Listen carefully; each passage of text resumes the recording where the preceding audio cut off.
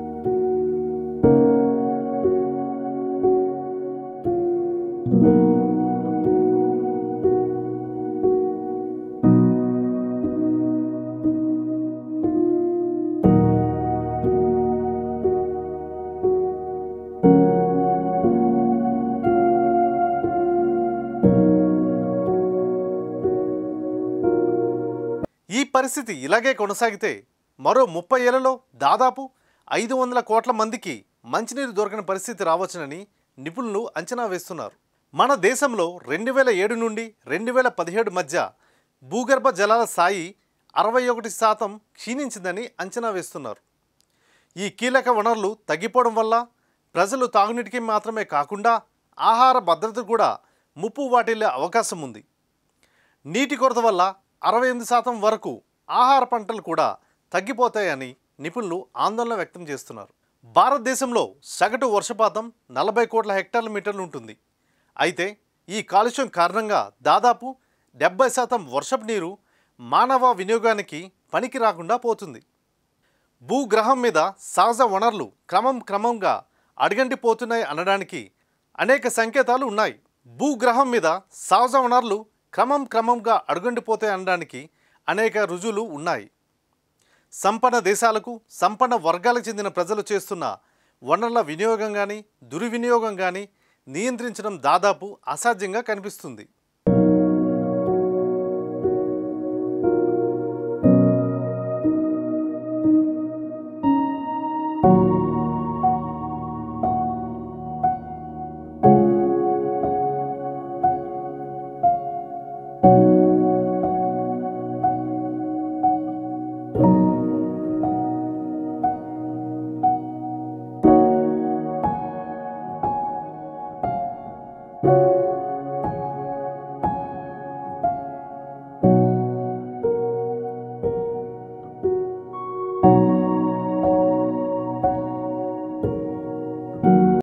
సహజ వనరులను వృధా చేయడం కానీ వ్యర్థాలను పారివేయడం కానీ ప్రస్తుత రోజుల్లో శృతిమించిన స్థాయికి చేరుకుందనే చెప్పుకోవాలి. సహజ వనరులను వృధా చేయడం, వ్యర్థాలను పారివేయడం ప్రస్తుత రోజుల్లో శృతిమించిన స్థాయికి చేరుకుందనే చెప్పుకోవాలి. ఇప్పటికే భూగ్రహంలో నిక్షిప్తమై ఉన్న సహజ వనరుల దోపిడీ అవధులు దాటిందని చెప్పుకోవాలి. అయినా ప్రపంచవ్యాప్తంగా పేదరిక సమస్య ఇంకా అలానే ఉంది.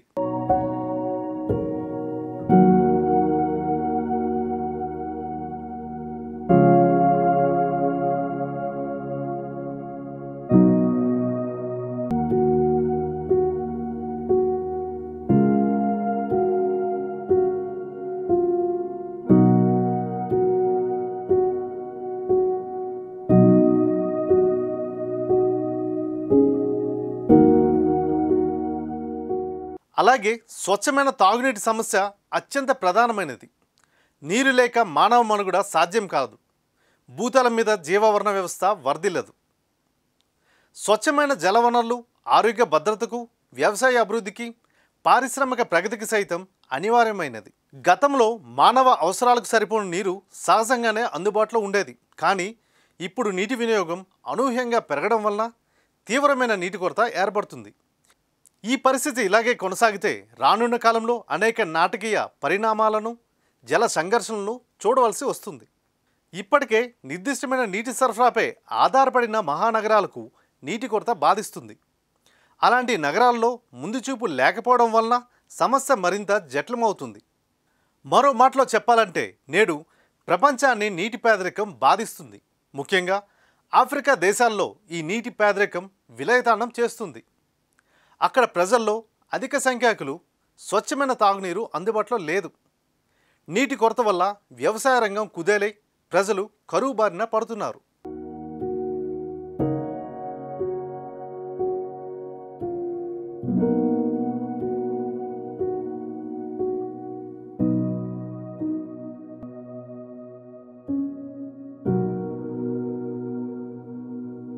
అలాగే జల వనరులను పుష్కలంగా ఉన్నప్పటికీ స్వచ్ఛమైన తాగునీరు లేక నీటి పేదరికాన్ని అనుభవిస్తున్న దేశాలు అధిక సంఖ్యలోనే ఉన్నాయి. నిజానికి పేదలకు అందుబాటులో ఉన్న నీటిలో అధిక శాతం కలుషితమైనదే. ఈ కలుషితమైన నీటిని తాగడం వలన పేదలకు అనేక రకాల రోగాల బారిన పడి నిస్సహాయంగా మరణిస్తున్నారు. కాలుష్య జలాల్లో ఉన్న సూక్ష్మజీవులు, రసాయన పదార్థాలే ఈ అనర్థాలకు కారణాలు.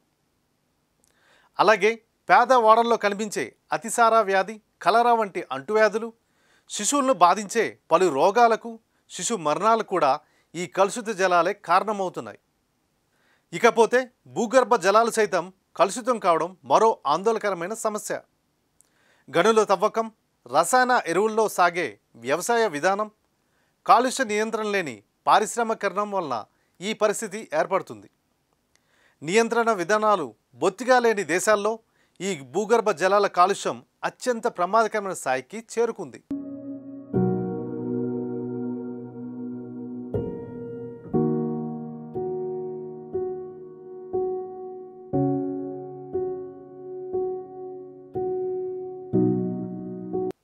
అలాగే భారీ పరిశ్రమల నుండి విడుదలయ్యే వ్యర్థాలు మాత్రమే కాకుండా ప్రపంచవ్యాప్తంగా ప్రజా వినియోగం కోసం తయారయ్యే సబ్బులు, ఇతర రసాయన పదార్థాల వ్యర్థాలన్నీ సమీపంలో ఉన్న నదులు, సరస్సులు, సముద్రంలో కలిసి జల కాలుష్యాన్ని మరింత తీవ్రతరం చేస్తున్నాయి.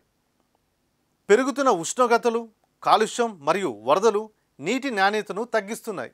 నిజానికి సురక్షితమైన త్రాగునీరు మానవ ప్రాథమిక హక్కు. కానీ ప్రస్తుత రోజుల్లో ప్లాస్టిక్ క్యాన్లలో నీటిని కొనుక్కునే స్థాయికి దిగజారిపోయాం. ఈ తరహా నీటి వ్యాపారాలు సర్వత్రా వేగాన్ని పుంజుకుంటున్నాయి. నీటిని కొనలేని సగటు మనిషిని ప్రాణాంతక పరిస్థితుల్లోకి నెట్టివేస్తున్నాయి.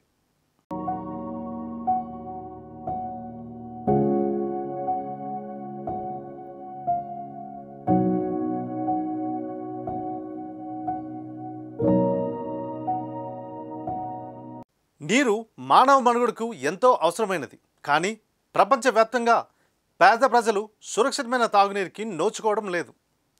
వారికి గల నీటి హక్కు ఉల్లంఘనకు గురవుతుంది. తద్వారా పేద ప్రజలు గౌరవప్రదంగా జీవించే హక్కును కోల్పోతున్నారు. విచారకరమైన మరొక వాస్తవం ఏమిటంటే నీటి వనరులను పదిలంగా కాపాడుకోవాల్సిన నేపథ్యంలో అటు అభివృద్ధి చెందిన దేశాల్లోనూ ఇటు అభివృద్ధి చెందుతున్న దేశాల్లో కూడా నీటి వివక్షణారహితంగా వృధా చేయడం జరుగుతుంది. నీటి వనరుల విషయంలో ప్రపంచవ్యాప్తంగా ఉన్న అసమానతలను, సమస్య తీవ్రతను ఆయా ప్రాంతాల ప్రజల దృష్టికి తెచ్చి సదా అవగాహన కల్పిస్తే తప్ప నీటి వనరుల వృధాను మనం అరికట్టడం సాధ్యం కాదు. మనం గమనించవలసిన మరో విషయం ఏమిటంటే నీటి కొరత పెరిగే కొద్దీ నీటి వినియోగంపై ఆధారపడే ఆహార ధరలు, ఇతర ఉత్పత్తుల ధరలు అదే నిష్పత్తిలో పెరుగుతాయి. ఈ ధరల పెరుగుదల ప్రభావం సామాన్య ప్రజల జీవన ప్రణామాలపై పడుతుంది. కొన్ని పరిశోధనల్లో తేలిన సత్యం ఏమిటంటే ఇప్పుడు గనక మనం కఠినమైన నివారణ చర్యలు చేపట్టకపోతే రాబోయే రోజుల్లో ప్రపంచం తీవ్రమైన నీటి కొరతను ఎదుర్కొనబోతుంది.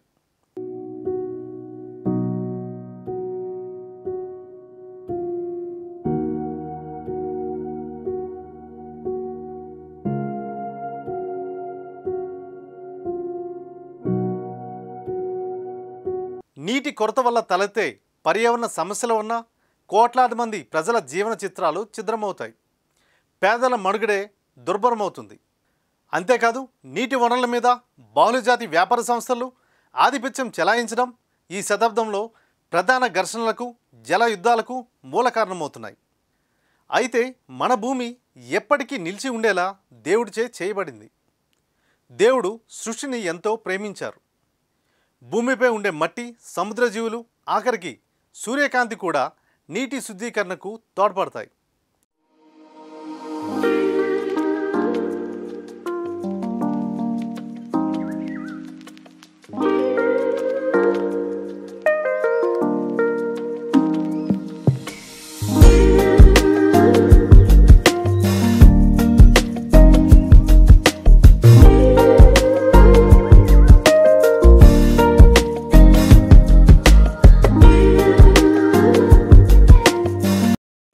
నీటిలో ఉండే ఎన్నో రకాల మలినాల్ని తొలగించే అద్భుతమైన గుణం మట్టికి ఉందని పరిశోధనలు చెబుతున్నాయి. చిత్తడి నేలల్లో పెరిగే కొన్ని మొక్కలు నైట్రోజన్, ఫాస్ఫరస్, ఇతర హానికరమైన రసాయనాలను తొలగిస్తాయని సైంటిస్టులు చెబుతున్నారు. మనుషుల ప్రమేయం లేకపోయినా ప్రకృతి సిద్ధమైన కొన్ని ప్రక్రియల ద్వారా ఆ నీరు శుద్ధి అవుతుందని సైంటిస్టులు గుర్తించారు. మంచినీటిలో పెరిగే నత్తగుల్లలు, ఆల్చిప్పలు నీటిలోని హానికరమైన రసాయనాలను కేవలం కొన్ని రోజుల్లోనే తొలగిస్తున్నాయి. నేలలోకి ఇంకిపోయే నీటిలోని లోహాలు, విషపూరితమైన కెమికల్స్, ప్రకృతి వ్యర్థాలు, ఇతర మలినాలు ఉంటాయి. మట్టి వాటన్నిటినీ ఫిల్టర్ చేస్తుంది. ఈ నీరు భూగర్భానికి చేరే సమయానికి తాగునీరంత స్వచ్ఛంగా మారుతుంది. మనం కూడా మన వంతు సహాయాన్ని భూమికి అందించాలి. అవకాశం దొరికిన ప్రతిసారి నీటిని ఆదా చేసేలా చర్యలు తీసుకోవాలి. త్రాగునీటిని వృధా చేయరాదు. యోబు గ్రంథము 36వ అధ్యాయం 27వ వచనం 28వ వచనంలో చూసినట్లయితే, ప్రభువు నేల మీద నుండి నీటిని చేకొని దానిని వానబొట్లుగా మార్చివేయును, మబ్బుల్లో నుండి నీటిని కురియించి నరులందరికీ వర్షంను దయచేయును అని రాసి ఉంది. భూమి మీద ఉన్న నీటిని కాపాడడానికి దేవుడు కొన్ని ప్రకృతి చక్రాలను ఏర్పాటు చేశారు. ఒకసారి ఆలోచించండి, మన సృష్టికర్త సహజ ప్రక్రియల ద్వారా మంచినీరు శుద్ధీకరణ జరిగేలా ఈ భూమిని తయారు చేశారు.